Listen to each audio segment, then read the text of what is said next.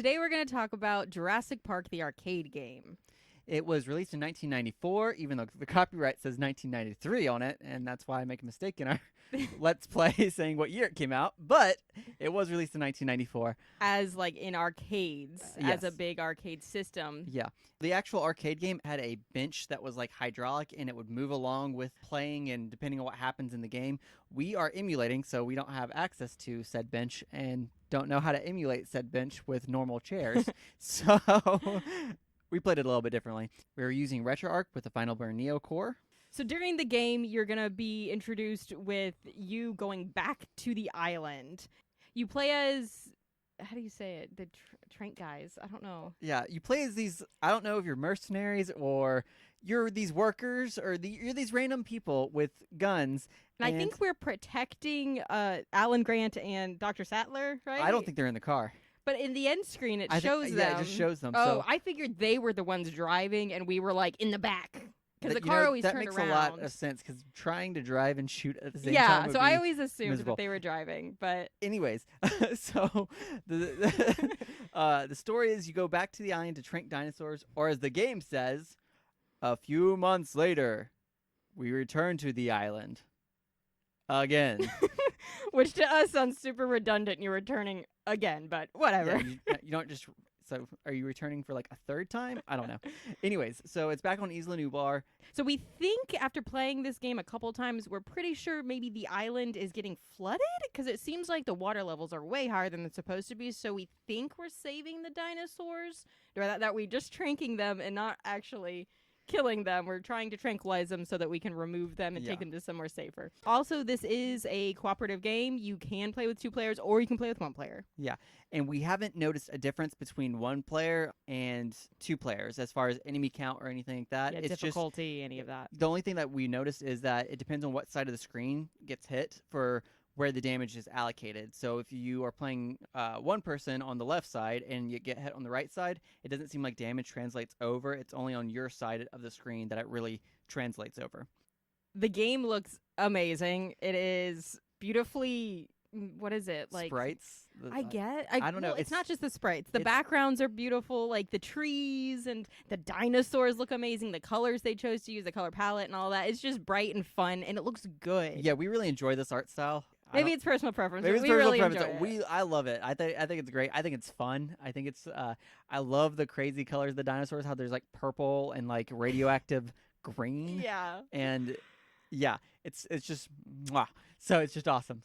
Also, there's so many different areas that you play in. Sometimes you're above ground in trees and you're running from the T-Rex in it, or you fall under and you're like in the forest, under the forest. I'm not really sure, but yeah. it feels like a very different environment. Sometimes you're underground with what I think look like Icebergs. Icebergs, as I call And them. icicles. They look like So ice, it's but I'm great. sure they're not. No, they're stalagmites and stalactites. Yeah. But you know, it depends on your preference, and if you think that there's something else, it's fun. Sure. But you're in caves sometimes. It's awesome. It's very varied in the locations, and the entire. If you had to like describe the tone of the game, it's like frantic chaos where you don't know what to expect next. It's just like whoa, like yeah.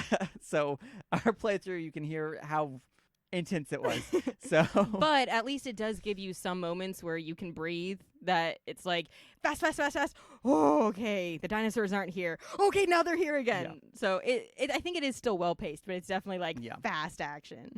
So as you can see, it is a rail shooter. So you're sitting in a cart of sorts and you're stuck on rails basically. You can't change the way the car moves. You just go and go, and the vehicle doesn't slow down or anything based off of what you do. It's just you either get hit or you don't get hit. You stop the enemies from hitting you or you don't.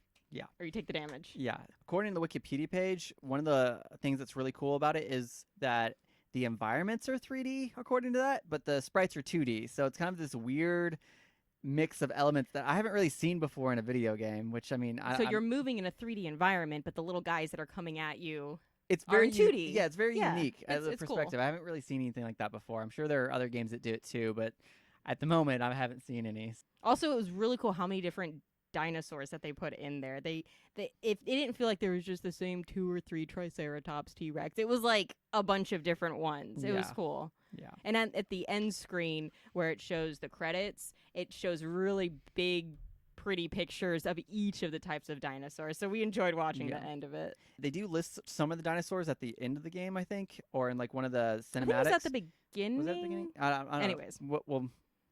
We'll show you. We'll show you. But they don't list every. I actually had to go to like one of the Fandom or Wikipedia pages to see more of the dinosaurs. I think it only lists about 4 or 5 of them on the beginning screen, but we saw there were more. Yeah, and we'll link to that. Another thing that was interesting to see were a few callbacks to the movies, as in sometimes you would see, like, you see the visitor center, you see some of the Jeeps that are from the original movie, and the different types of vehicles they were in. So that was kind of cool. And signs, there were signs everywhere, and that was fun. And that you can shoot doesn't do anything to help you in the game, but it's fun that you can shoot them off. Mm-hmm. So really all this game is you move your joystick to move the reticle around, and you shoot anything that moves. And once again, there are bench mechanics that we're not sure how that actually plays into, and how easy. By bench, you mean like the seat that you're sitting in the actual arcade. Is like moving, supposedly. I don't know Which how sounds really cool. Yeah, but we can't see what that's we can't, like. Yeah. And the reticle feels really responsive. It really feels like if you miss, it's your own fault for being in the wrong location. We did a passive playthrough to see what actual difference matters. As in we didn't move or we didn't shoot anything at all. Yes. And so really what shooting, the game is the same amount of length no matter what. And the only thing that it changes is how much damage you take, as in how many quarters that you are going to be spending during the game, because you can actually take care of all the enemies without doing anything. You just keep popping in quarters. The T-Rex at one time has a health bar, and it just automatically drains. Yeah, regardless of how much you shoot it, it drains at the same rate, but shooting it in the mouth specifically will help back it off, so that way it doesn't actually attack you and cause damage, which equals quarters. Yes, which makes sense for an arcade game. Yeah. Looking through the game options, there were 4 levels of difficulty. So we played on level 2 out of 4, which we're guessing is about normal. And also it's basic arcade stuff. How many coins to equal a credit? So you could, it's default, it's 1 coin per credit, but this is stuff that doesn't actually matter for gameplay. It's just for the arcade owners. They could have tweaked it. Yeah. The only setting that we did change was for the attract mode, we turned the sound to on rather than having it off by default and only the sound turning on when you start the game. So if you do play this game, if you do want to hear the sound immediately from startup, you might want to go in and change that setting. Because for us, we can only hear it start playing sound once we start the game. Mm-hmm. And I recommend looking at the controls in the emulator that you're in. I had a hard time figuring out how to actually switch the DP switches because I was pressing the wrong buttons. And apparently if you read and look at the right buttons, it makes it a lot easier. The game lasts as long as it lasts. There's no way to speed it up or slow it down by doing anything different. So there's also no saving involved. Mm-hmm. Well, there actually is one way that you can slow it down, and that is delaying putting a credit in. When both players or one player needs to put in a credit.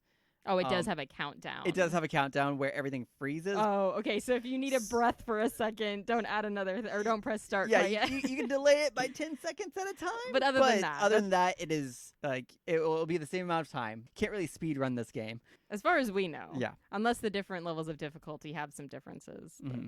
So it's about 18 minutes long, regardless of what you do at playing it on level 2 out of 4 difficulty. Yeah. And we found it to be an incredibly fun playthrough. I think that if playing it again, you could start memorizing some of the patterns, but there's no high score to speak of or more enemies to take out or more dinos to take out to get like a better score. So it's really, as far as replayability, if you're trying to replay it over and over again, it's to see how many credits you use. The only real indication to see how much better you're getting is to see how many credits you've used or how many times you've died. But I think this would be a great game to pop in with like someone new every once in a while. Like, not necessarily playing it back to back to back, but I see it as in trying to get other people into emulation or like arcade. Be like, hey, let's try this one out. It's not any complex controls or anything. It's 2 buttons. Yeah, it's a joystick and a button. And a button. Yeah. So not hard. Great. And it can be a lot of fun, even if you're terrible at it. It doesn't stop the gameplay. Yeah. So that's fun. This might be the type of game that you want to come back to every year or two, Just play it every once in a while. because I'm sure you will forget some of the craziness that happens, and it will give you that moment. So. Yes. And the music for this game is awesome. We loved listening to it. It's very, what we said, appropriately frantic. And awesome. So. Because it keeps you going, but it's not too intense, I feel like. Yeah, I felt like it was very appropriate for how fun the playthrough was. It gave kind of like, I don't know, it really, I felt like the music enhanced the experience. Oh, yeah, and the sound effects were great. The dinosaur roars and some of the ridiculous screams that your car screams, apparently. So I'm guessing that's maybe the drivers are screaming? Maybe maybe it's us. The hypothetical drivers that are invisible. Yes. So I'd like to see what this car actually looks like. We didn't. Because we can turn around and look out the windshield, and then you look out the back shield. Yeah. It looks like, which the shield actually breaks. But you're firing through it, so... Good point. We're not going to pick this game to death. No. But there are some... There's some suspension of... Suspense of belief, or belief... What's it called? Oh, man. Suspension of belief? Or disbelief. Suspension of disbelief. Suspension of disbelief. Yeah. That's what it is. So, is the correct term, I think. The guns sound very good. It's very immersive with all the sound effects and the music. Very immersive. I would highly recommend this game for anyone who is a big fan of dinos or Jurassic Park, and if you like on-rail shooters, because that's what it is. This is a good game for younger kids to try out, as long as they're not scared of dinosaurs, if that wouldn't scar them for life. But it's only, like we said, it's a joystick and a button, so it's very simple. They shouldn't get frustrated with playing it because the game moves forward no matter what you do. Mm-hmm. You can always just put in another credit for kids, and they don't need much talent to be able to play this game. So It's an easy entry level for kids who haven't developed that muscle memory in video games and are comfortable with joysticks and stuff like that. Yeah. Now, you might not like this game if you have a headache while playing it, because it is really intense and lots of flashing somewhat. There are lots of images that are going across the screen very quickly. Dinosaurs jump out at you, and so if I had a headache, I wouldn't want to play it, but... Yeah, so it's not, I wouldn't say it's necessarily like a seizure warning where if lights are flashing at you, but the images are changing pretty fast. Yes. And I could see how some people that would be too much for. I would recommend this game for most people to play. Most people, especially if you like suspense. Yes. There's no game manual to speak of because it's just an arcade unit, but we did find a flyer that was in mostly Japanese. Yeah, it was a promotional flyer is what it looked like. Neither one of us is familiar with Japanese. I believe it's Japanese. But part of it was in English. According to the flyer, at least the English part, this is what it says about Jurassic Park. Jurassic Park. Sega brings you Jurassic Park, a shooting ride game based on the hit movie. Jurassic Park. We're back at the Costa Rican island where the dinosaurs have gone completely wild and are eagerly awaiting us. Our mission is to reinstate the dinosaur security system by capturing the wild reptiles with a high-powered tranquilizer gun. That's as pretty much storyline as you get. We'll link where we found this flyer along with some pictures of the cabinet and the Wikipedia and Fandom pages. Thanks for joining us, and hope you have a great day. Bye. Bye.